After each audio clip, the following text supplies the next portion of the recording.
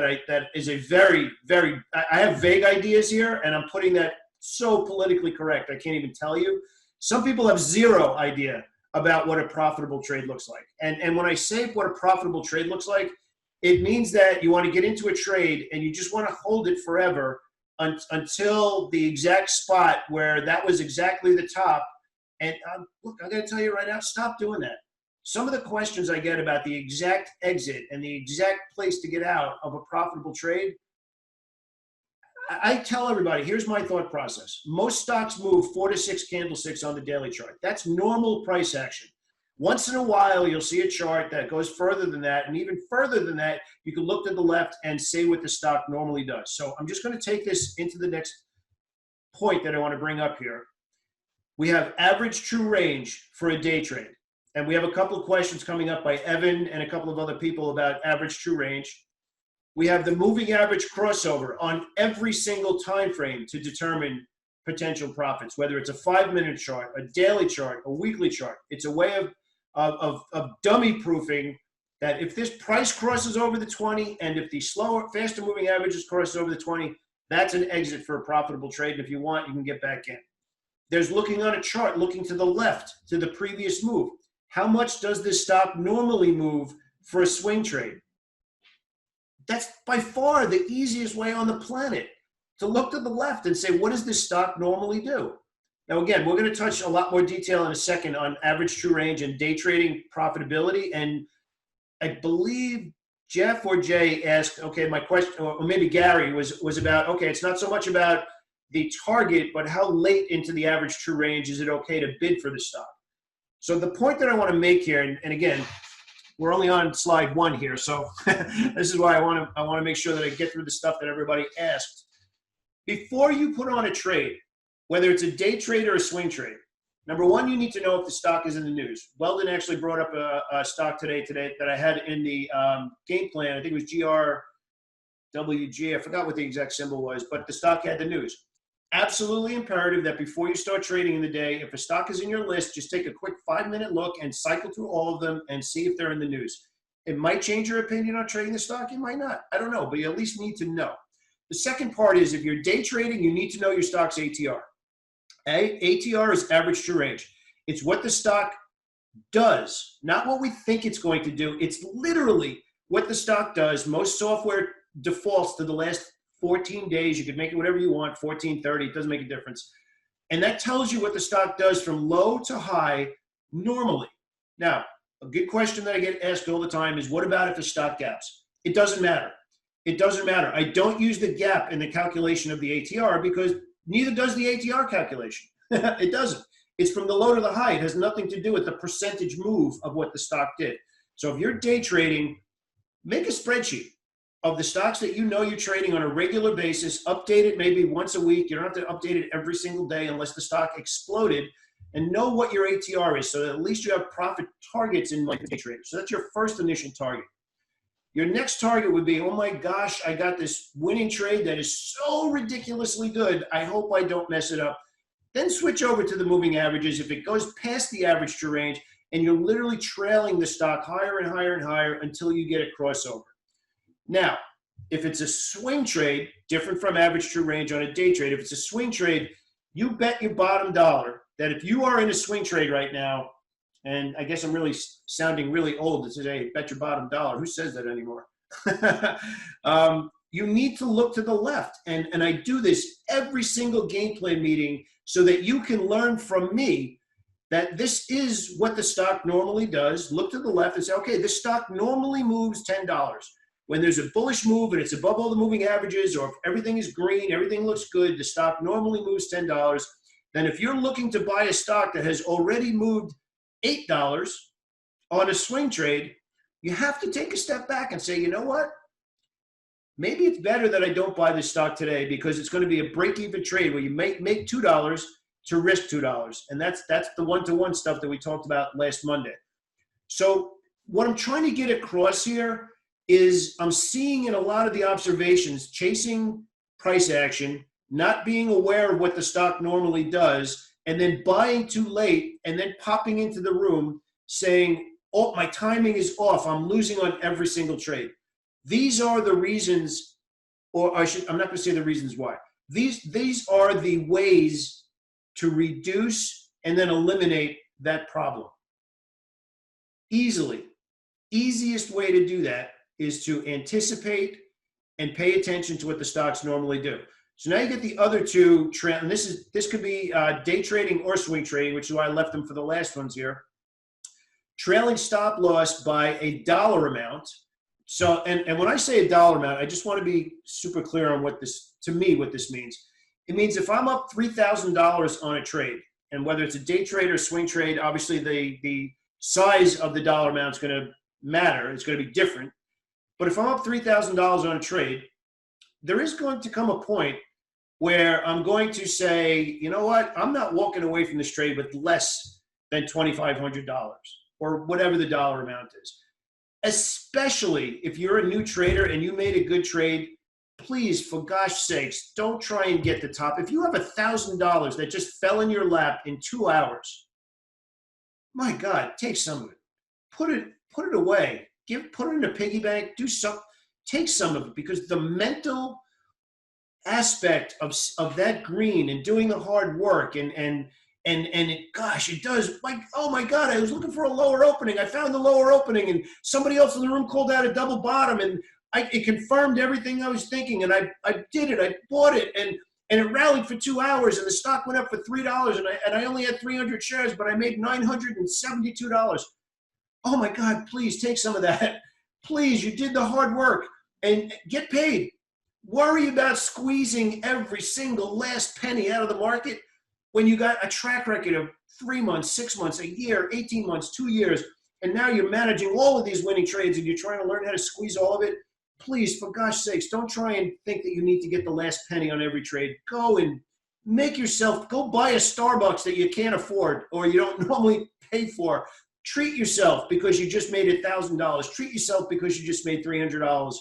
This is such an amazing skill. And if you work your tail off and you do something that works, gosh, go buy yourself lunch and make the market pay for it. I'm telling you, the same way on the opposite side where we just get beat up. I don't know if you heard my voice last week. Last week was exhausting.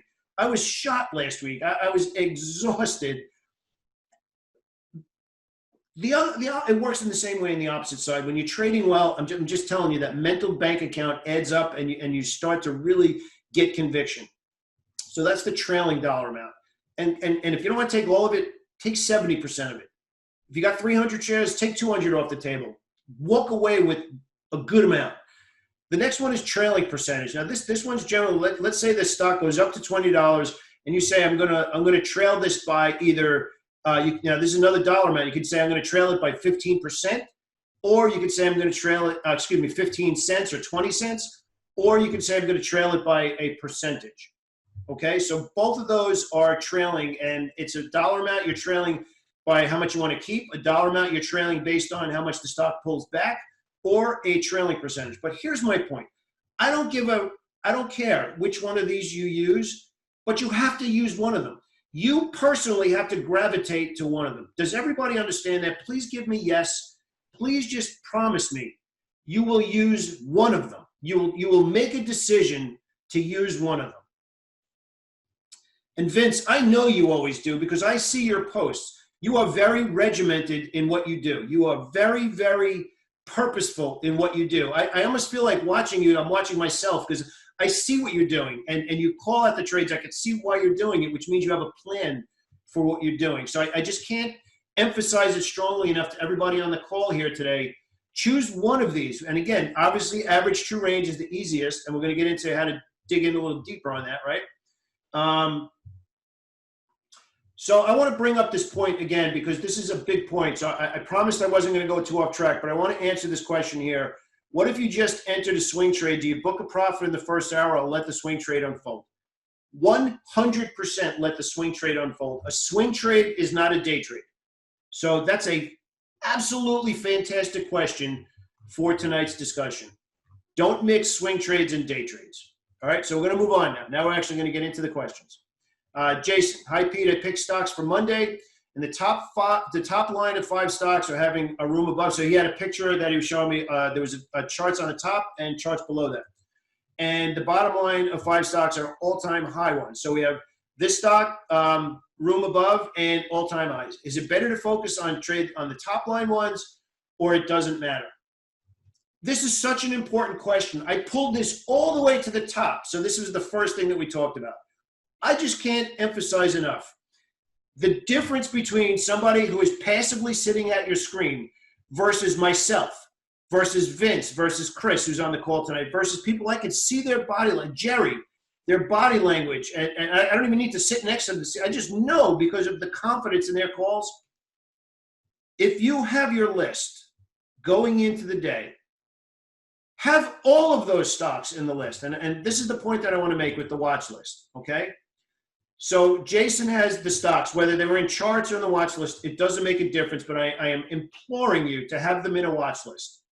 I don't care if you have 5 stocks or 55 stocks. Have them in a watch list. And let's just say, for argument's sake, again, we talked about this last week and several times. I'm going to talk about it again. These are all the stocks that I'm watching every day, plus I have a separate watch list of stocks that you personally in the group have called out in the game plan meeting. And I'm watching only those stocks, but I'm watching all of them. I am watching every single one of them. So let's take a look at this on the left versus on the right. Let's just say, for argument's sake, the one on the right is the first half hour of the trading day. And every single one of these stocks was a potential for me to buy today. Please don't message me right now or send me an email later saying, but that stock was down today. That's not the point of what I'm getting across. Let's say Jason went into the day wanting to buy every one of these stocks. Just for argument's sake. When that bell rings and until this story changes, I'm looking at the one on the top right-hand corner. We have change from the open and percentage change from the open. You can see I got the little arrow here. It's sorted, in this case here, percentage change from the open. All of these stocks, the only ones he's caring about are this. He isn't even looking at it. There's no need in the world to go and start cycling through these stocks when right now, coming into the day, you want it to be a buyer. These are the only stocks doing exactly what Jason wants them to do. He put every stock in that list, but now he's only focusing on these. That's it. That's why when you are organized and you understand what we're talking about right now, trading the open is not confusing. As a matter of fact, it's simple because you're no longer looking at 55 stocks. You're only watching the stocks that matter.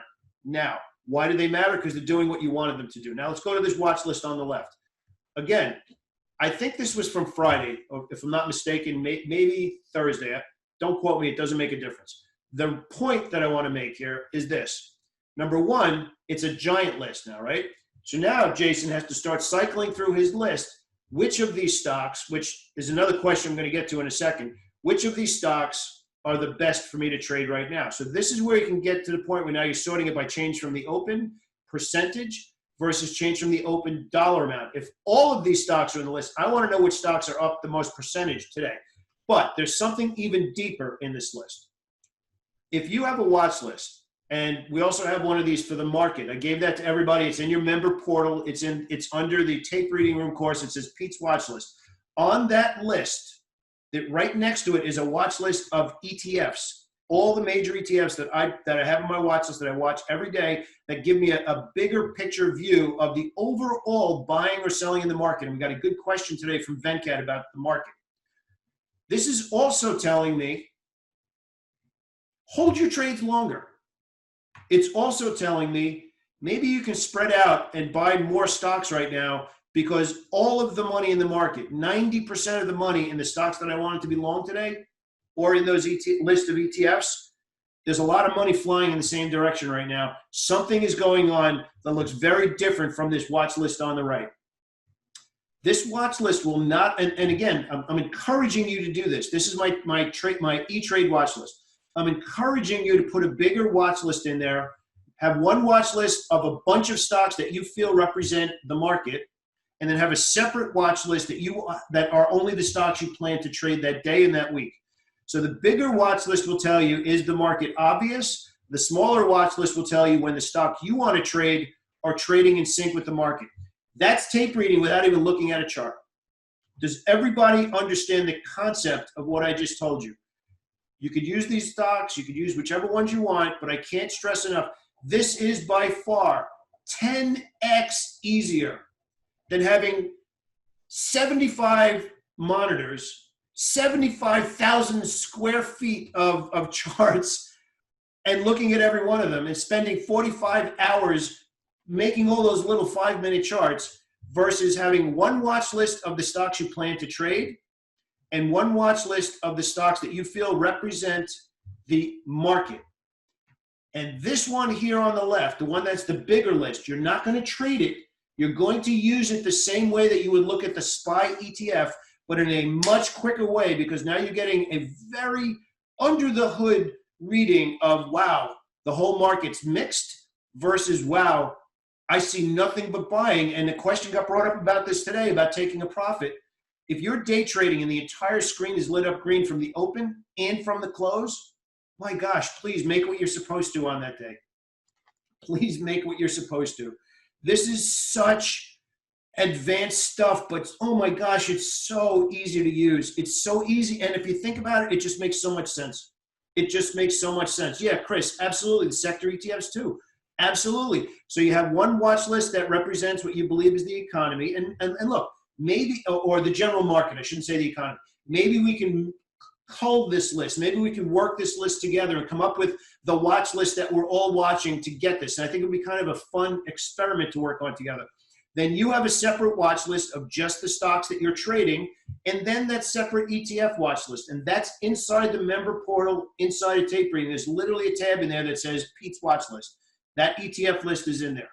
So, Jason, I just can't emphasize enough. Your question just spurred me to be so motivated to share this with everybody, because when you fully understand this, trading is not confusing anymore.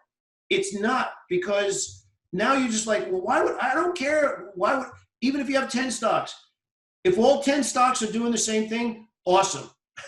Awesome. That means you have an amazing day unfolding. But the majority of the time, let's say 50% of the time, it's not going to be all green. But you know what?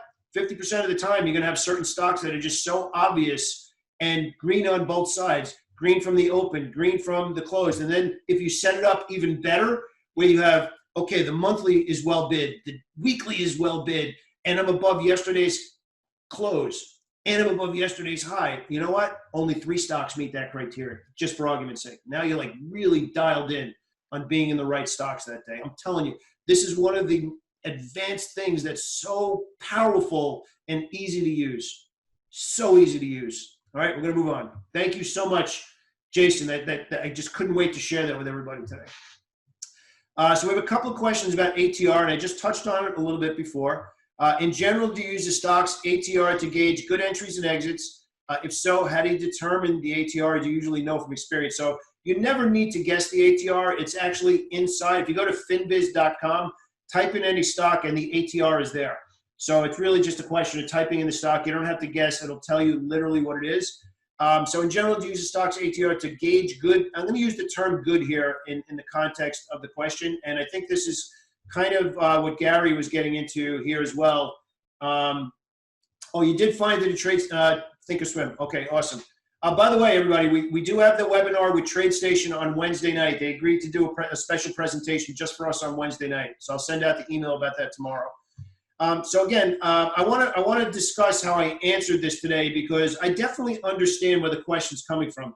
The question is coming from, if a stock is near its ATR, should you not be looking to enter a new trade if it's too close to what the stock normally does, which in this case is, if you don't know, if you're new to the community, ATR means average true range. And that's what the stock normally does from the low to the high. So if you notice in the scans that we run every day, I am looking for stocks that have a minimum average true range of $1.50, but many stocks have a lot more than that, because that means it will move a minimum of $1.50 from low to high. So here's the way I answered it today.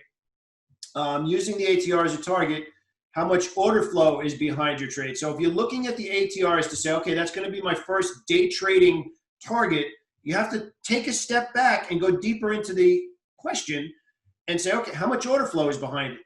this is going to influence how aggressive you're going to get with the trailing stop, or how aggressive you're going to get with possibly putting on your first trade if the stock is, let's say, 70% of what it normally does for an ATR. If you have well bid on the daily, well bid on the weekly, well bid on the monthly, and you're further into the day, there's a lot going on in that stock right now. That's right. Those are days you can expect it to trade through the ATR. Now, I actually brought up an example today of in Boeing, which we'll get to in a second, where the stock exceeded its average true range with very little order flow behind it. And this was 1 o'clock in the afternoon. We'll take a look at the chart in a second. So it's a situation to move the trailing stop closer, not expecting it to trade through. And I want to show you what that looks like on the chart. So we have it in the video, which is here. Oh, gosh, can't type. Here. So if we look at Boeing on the chart for today, that was right around here where we were, this was in the morning, but then right around here, you can see that it got up to the ATR and really didn't move past the ATR. It went another $1 or so through that. So basically we were talking about booking profits here or scaling out into the ATR, and the stock really didn't do anything except for this last push higher at the end of the day, which I guess was maybe another $1, $1.50 maybe. But that's how far it went is not really the point. The point I want to make is Boeing is doing nothing here on the weekly chart. And coming into today, it was actually bearish with a bunch of melted candles. So there really was not any order flow whatsoever behind Boeing today. So I'm giving you the visualization, not so much the definitive outcome of what happened in Boeing today. So can everybody see the decision and how far to trade into the ATR should be dictated by here, and the monthly chart? I just want to make that clear. And again, this is just like driving. You have to make a decision and adapt to what's going on in the road. Boeing did not have the wind behind its back today. It did not have well bid on the weekly. It does not have well bid on the monthly. It was just today. So under those circumstances, you would be a little bit greedier when the stock hit the ATR. So I just want to get that point across. All right. Gary just said more talking about the entry off won't take an entry near or over the ATR. So hopefully, Gary, you can see that the circumstance, what you're thinking is absolutely correct, but you can adapt to the situation if the higher time frames are all pointing in the same direction, where you can look to squeeze a little bit more out of the ATR or more out of that profitable trade, and maybe trail with one of the ways that we discussed in the previous slide, actually right at the beginning. Okay. So yeah, I can definitely understand what Gary's saying here. Sometimes people are calling out trades when they're at or above the ATRs. So we just kind of discussed when you would adapt that. Okay. So yeah, Margaret, 100% the answer is no. So Margaret's question is, let me just pull that in so it's in the video. Should a gap up be considered part of the average true range? No, because if you think about average true range, literally means the range. So if you go, and let's say for argument's sake, the average true range goes back 14 days on the chart. And let's say a stock today has an average true range of $3. Again, just for argument's sake, right? It doesn't matter if that stock gapped up, gapped down, went sideways. It doesn't make a difference. It's calculating over the last 14 periods from the low to the high on day one, the low to the high on day two for 14 days. And that's how the ATR is calculated. So it does not include gaps. So really good question, and actually a question that gets asked often. So good job. Very good job, Margaret.